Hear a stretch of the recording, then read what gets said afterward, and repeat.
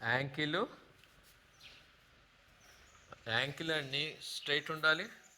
అదేవిధంగా hip and నీ straight ఉండాలి. పట్టుకోండి, హ్యాండ్తో గాలి పీలవండి, వదులుతూ నెమ్మదిగా ప్రెస్ చేయండి టువర్డ్స్ ఫ్లోర్. చూడండి ఆపోజిట్ ఉన్న కింద ఉన్న అరిచేతిని.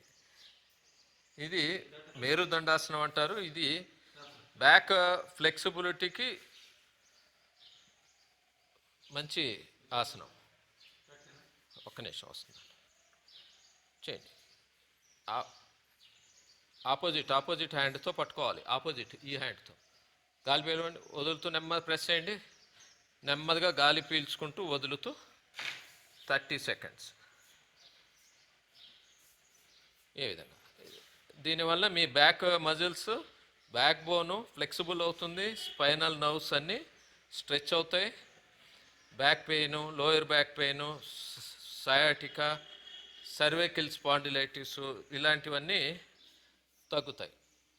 ఇది చేయటం వల్ల రెగ్యులర్గా బ్యాక్ మజిల్స్ అన్నీ టోన్ కూడా అవుతాయి.